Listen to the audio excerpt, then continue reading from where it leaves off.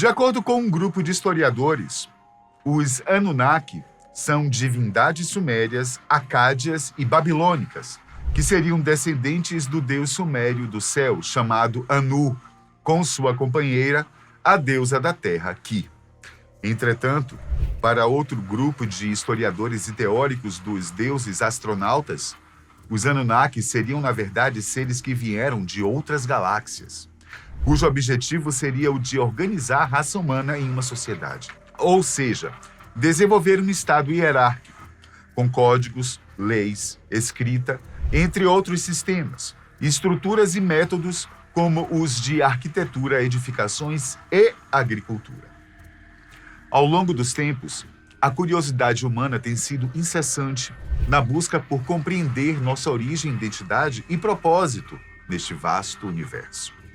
Diversos estudiosos exploram a possibilidade de que inscrições antigas em pedra possam oferecer insights sobre a influência ancestral na evolução da humanidade, abordando temas como agricultura, astronomia e arquitetura. Essas narrativas sugerem conexões intrigantes com a chamada raça Anunnaki e seu suposto papel nesses aspectos fundamentais da nossa história. As Crônicas da Terra. No ano de 1849, um grupo de arqueólogos descobriu na região da antiga Mesopotâmia 14 tábuas de argila, com escrita cuneiforme, forma de escrita considerada a mais antiga já registrada pelas civilizações. Dessa forma, o arqueólogo do Azerbaijão, Zacaria Sitchin, que viveu entre 1920 e 2010, passou cerca de 30 anos traduzindo as tábuas, publicando as traduções em uma série de livros intitulados de As Crônicas da Terra. O país Azerbaijão é uma nação e ex-república soviética, cercado pelo Mar Cáspio e pelas montanhas do Cáucaso, que se estendem da Ásia à Europa. Sua capital, Baku, é famosa pelo centro medieval fortificado. Nesse centro medieval, encontra-se o Palácio do Shirvanshahs, um retiro real que data do século XV, e a centenária Maiden Tower, construção de pedra que domina o horizonte da cidade. Zacaria Sitchin é proveniente desta região, e segundo ele, seu interesse começou ainda em seus dias de escola, quando estava estudando a Bíblia, no caso, o Antigo Testamento, em seu idioma original, o hebraico. Quando a turma finalmente chegou ao capítulo 6 do Gênesis, na história do dilúvio, o capítulo apresentava vários versos enigmáticos, dizendo que num tempo pouco antes do dilúvio, havia gigantes sobre a terra. E eles se casaram com as filhas dos homens e tiveram filhos delas. De acordo com entrevistas com o pesquisador, quando pequeno, Zacaria Sitchin questionou sua professora sobre o motivo daquela senhora dizer gigantes, quando a palavra na Bíblia é Nephilim, que significa aqueles que desceram, e não, obviamente, gigantes. Devido à sua idade, em vez de receber um elogio por seu conhecimento de hebraico, ele foi repreendido pela professora, pois ela, como todas as pessoas, reagiu enfatizando para o menino não questionar a Bíblia. Com o passar do tempo, o jovem Zacaria Sitchin descobriu que aqueles versículos, assim como a história toda do grande dilúvio, se originaram de um povo. Esse povo era chamado Sumério. E milhares de anos antes da Bíblia ser composta, essa sociedade escreveu em tábuas de argila a história e a pré-história da humanidade. Esta foi a origem precoce do seu interesse nas antigas tábuas da Mesopotâmia. Escritas cuneiformes. Atribui-se aos sumérios a criação da primeira forma de escrita da humanidade, conhecida como cuneiforme. O desenvolvimento dessa escrita aconteceu aproximadamente por volta de 3000 a.C. E ela era caracterizada pelo registro de traços pictóricos em um bloco de argila, por meio de um objeto pontiagudo chamado cunha. A invenção dessa forma de escrita foi a maior contribuição dos sumérios para a humanidade e decorreu da necessidade de contabilizar e fazer o registro dos afazeres relacionados à manutenção do Palácio Real e de questões relativas ao registro de mercadorias do comércio. Essa forma de escrita foi herdada por outros povos mesopotâmicos e foi muito utilizada por acádios e assírios. Grande parte do conhecimento que se tem atualmente sobre a Mesopotâmia veio a partir da tradução de registros feitos em escrita cuneiforme. Exemplos desses registros em cuneiforme foram a Epopeia de Gilgamesh, que narra uma história de um grande dilúvio ocorrido na região, e o Código de Hammurabi, que é o código penal desenvolvido pelos amoritas durante o reinado de Hammurabi. Os escritos em cuneiforme passaram a ser decifrados com o trabalho de historiadores, linguistas e arqueólogos a partir do século XIX. Essa forma de escrita foi muito utilizada na Mesopotâmia até por volta de 100 a.C., quando então passou a ser substituída pela escrita alfabética. Zacarias Sitchin explica em seus livros sobre a origem e criação da cultura suméria através dos Anunnaki, uma raça de extraterrestres originários de um planeta identificado como Nibiru, também conhecido como o planeta intruso. Os Sumérios. Originários da Ásia Central, os Sumérios fixaram-se na Baixa Mesopotâmia, por volta de 3.500 anos antes de Cristo, localizado ao sul, próximo ao Golfo Pérsico. Os Sumérios foram um dos primeiros povos a habitar a região da Mesopotâmia, o atual Iraque, compreendida entre os rios Tigre e Eufrates, e ficaram conhecidos pelo desenvolvimento da primeira forma de escrita da humanidade. A fixação desse povo nesse território da antiga Mesopotâmia varia em termos de linhas de pesquisa, que alternam entre 3.000 a 5.000 a.C. E segundo os registros arqueológicos, possivelmente esta população se desenvolveu nesta região devido à fertilidade do solo proporcionada pelas cheias dos rios da região. No início desta sociedade, sua população estabeleceu-se em aldeias, dedicando-se à agricultura e à criação de gado e outros animais. Mas logo construíram cidades às margens do rio Tigre, formando as primeiras cidades-estados dos Sumérios, que se desenvolveram a partir de 4.000 a.C. Os Sumérios são o povo conhecido mais antigo a fazer uso de carros com tração animal. Por esse motivo, atribui-se a eles a invenção da roda, já que as mais antigas rodas descobertas pela arqueologia foram encontradas em seus territórios. A história da roda. A história das primeiras rodas está associada ao seu uso em uma atividade que, durante milhares de anos, exerceu o papel central nas ações e expressões da criatividade humana: a cerâmica. Tudo começou com os tornos, que eram acionados pelas mãos ou pés dos oleiros. Alguns séculos depois, em algum momento na metade de 3.000 a.C., passou-se a usar, a partir dos tornos, o princípio do volante de motor, usando a energia acumulada de uma pedra pesada para acelerar o processo. De acordo com a arqueologia, refinar essa ideia de modo a torná-la peça fundamental para movimentar um veículo levou tempo, viu?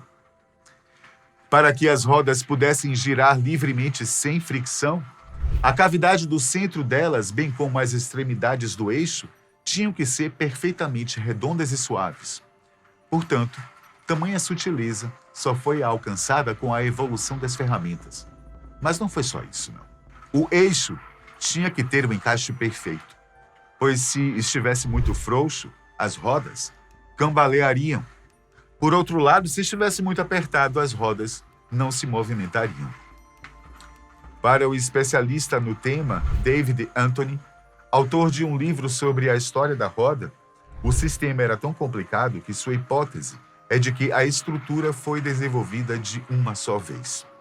Nesse sentido, o pesquisador e antropólogo afirmou que a grande revolução aconteceu quando surgiu o conceito da roda com um eixo. Segundo evidências arqueológicas, a roda começou a ser usada rapidamente na Eurásia e no Oriente Médio. De acordo com o antropólogo e especialista David Anthony, houve uma explosão de evidências arqueológicas de veículos com rodas datadas a partir de 3.400 anos antes de Cristo. As primeiras viagens de veículos de rodas que foram encontradas decoram uma vasilha de cerâmica datada de 3.500 a 3.350 a.C. Trata-se dos Tritscherbäcker, que habitavam a região hoje formada por Polônia, Alemanha Oriental e sul da Dinamarca. Essa região, portanto, disputa com a Mesopotâmia, o atual Iraque, o título de berço da roda. Além destes dois territórios, modelos tridimensionais de carroças de cerâmica com 4 rodas foram desenterrados em meio a tumbas dos Baden, no leste da Hungria, datadas de 3.300 a 3.100 a.C.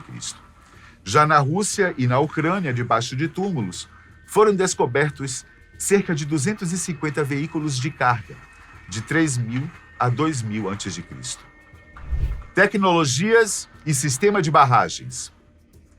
Independentemente da roda, os sumérios também foram responsáveis pelo aperfeiçoamento de técnicas de drenagem em pântanos, através do sistema de construção de barragens para impedir o avanço da água dos rios durante o período de cheia, e por construírem reservatórios para armazenamento de água e canais de irrigação para utilização na agricultura e para o consumo em suas cidades.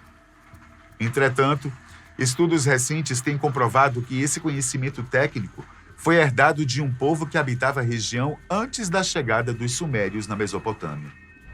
Esse povo foi chamado pelos historiadores de Ubaídas. A cultura ubaída foi a predominante na região até o crescimento da cidade suméria de Uruk. Cidades sumérias. O desenvolvimento das cidades sumérias aconteceu sob um modelo de cidades-estado, ou seja, elas caracterizavam-se por constituir unidades distintas e autônomas em relação às outras. Assim, cada cidade suméria possuía administração e governante próprios, com leis distintas e política econômica diferente uma das outras. Estudos arqueológicos e historiográficos comprovam que nestas cidades houve um processo que causou desigualdade social, com a ascensão de uma elite que controlava quantidade grande de terras. Esse processo, especulam os historiadores, provavelmente iniciou-se ainda no período dos Ubaídas, mas intensificou-se com os sumérios. Estas cidades eram governadas por um rei, e o primeiro registro que se tem a respeito deste tipo de governante refere-se a Etana, chamado pelos sumérios de aquele que estabilizou todas as terras. Os reis sumérios moravam em luxuosos palácios, enquanto a maioria da população, formada por camponeses, viviam em casas de palha. As cidades sumérias também possuíam grandes templos dedicados aos deuses, chamados zigurates. Um dos poucos pontos em comum partilhados pelas cidades sumérias era o próprio idioma sumério, uma vez que essas cidades constantemente travavam guerras entre si para impor sua hegemonia sobre a região e para garantir acesso às terras mais férteis. Por causa disso, a cidade-estado suméria era extremamente fortificada e possuía muralhas altas. O 12º planeta, ou Planeta 9. Em 1976, o arqueólogo e escritor, considerado por alguns como conspiracionista, o azerbaijano Zacarias Sitchin, publicou o livro O 12º Planeta, no qual revelou que a humanidade foi criada por uma raça alienígena chamada Anunnaki, oriunda do planeta Nibiru.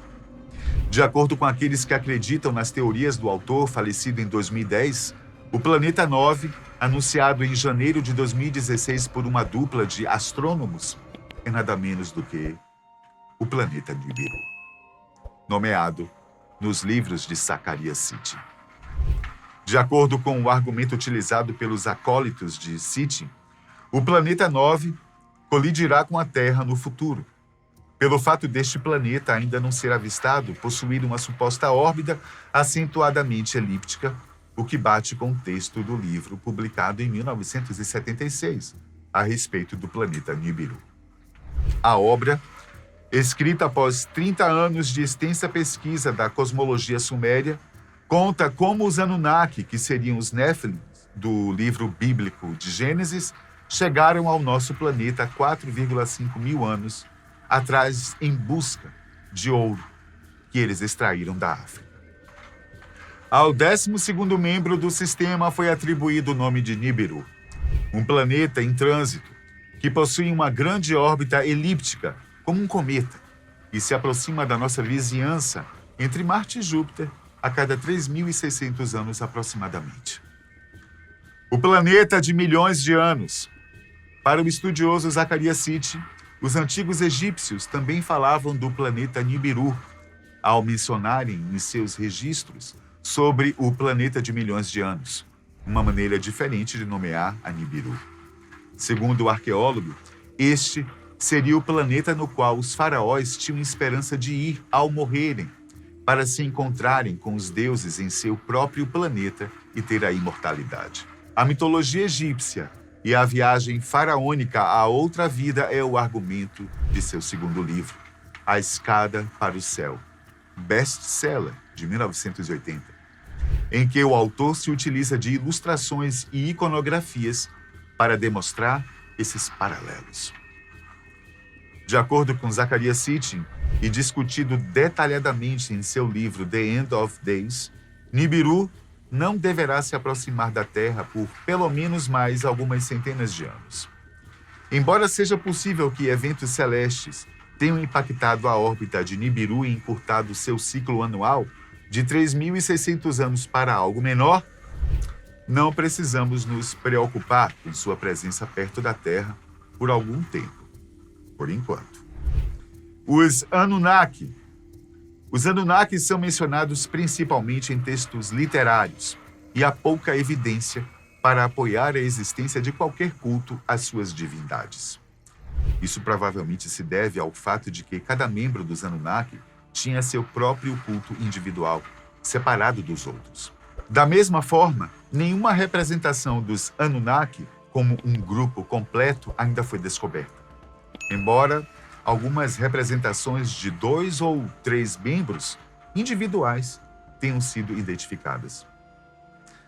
Os primeiros usos conhecidos do termo Anunnaki vêm de inscrições escritas durante o reinado de Gudea, um dos mais célebres príncipes, e mais tarde, governador da cidade de Lagas, na Suméria, bem como escritos da terceira dinastia de Ur. Nos textos mais antigos, o termo é aplicado às divindades mais poderosas e importantes do panteão sumério, os descendentes do deus Céu, An.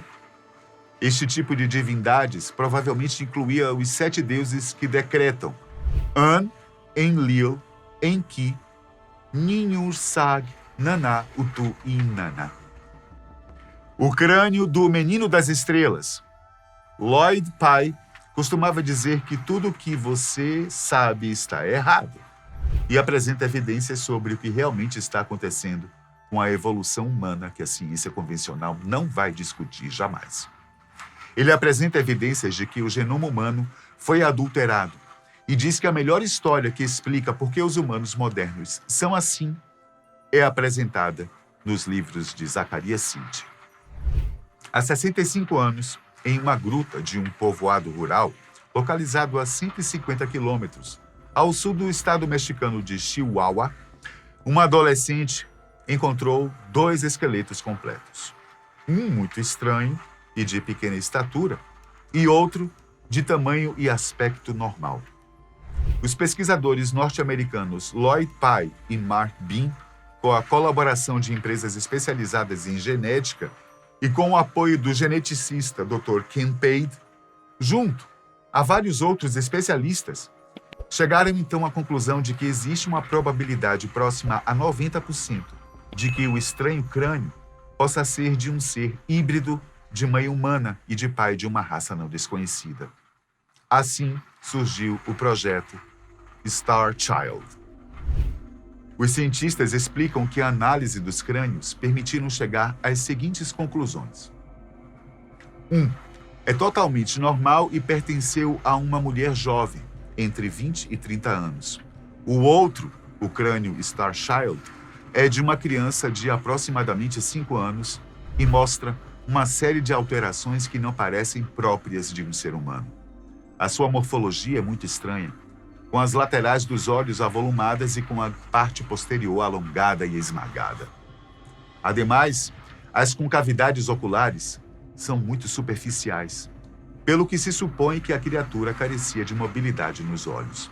Por outra parte, o denominado foramen magnum, no caso o buraco que se encontra na base do crânio e o que une a coluna vertical, se encontra adiantado, quase no centro da base. O fenômeno despertou interesse científico e atualmente o projeto Star Child conta com famosos pesquisadores de todo o mundo, com o único objetivo de dar resposta a este incrível mistério. A mistura do DNA. As teorias de Zecharia Sitchin explicam que, para fazer o trabalho braçal de extração do metal precioso, reconhecido pelos alienígenas como o ouro da África, estes seres intergalácticos misturaram seus genes com os de exemplares do Homo erectus, criando assim os Homo sapiens para servirem de escravos. Samuel Noah Kramer identifica aqui com a deusa mãe suméria Nin-Ursag, afirmando que eles eram originalmente a mesma figura. O mais antigo dos Anunnaki era Enlil, o deus do ar e principal deus do panteão sumério. Os sumérios acreditavam que até Enlil nascer, céu e terra eram inseparáveis. Então, Enlil partiu o céu e a terra em dois e levou a terra, enquanto seu pai An levou o céu. O segundo cromossomo humano fundido torna o genoma humano o único primata com 46 cromossomos, 23 pares, e não 48, como todos os outros primatas, macacos e chimpanzés. Sendo assim, isso seria darwinianamente impossível, pois como uma mutação aleatória tão radical poderia nos tornar sujeitos dominantes. Portanto, o fato de termos o cromossomo 2 como uma mutação bem-sucedida é estranho. Uma única fita fundida do chimpanzé 2A e 2B é altamente improvável, e isso, combinado com todas as outras variações extremas de nossos parentes macacos mais próximos, torna-se algo altamente anacrônico. Simplesmente não há elos perdidos entre nossos parentes mais próximos que mostram uma progressão constante de características adaptativas. Os conspiracionistas questionam sobre onde estariam as mudanças no crânio, nos dentes, na espessura do osso ou nas enormes mudanças no aumento do nosso cérebro. Eles alegam que há uma falta de vestígios arqueológicos sobre os hominídeos mais recentes. E se os neandertais foram a primeira abominação de escravos Anunnaki, como a nossa atual espécie surgiu? O texto sumério nos diz exatamente o que aconteceu. Os deuses, segundo os especialistas nas teorias dos Anunnaki, esta espécie se acasalou com as mulheres terráqueas, formando um novo híbrido, menos robusto e com mais DNA Anunnaki. Lembre-se de que todos os primatas têm 48 cromossomos e nós 46. Isso pode significar que os Anunnaki devem ter 46 cromossomos, razão pela qual eles modificaram o DNA dos primatas terrestres para ter um par a menos. Sabe-se lá, né?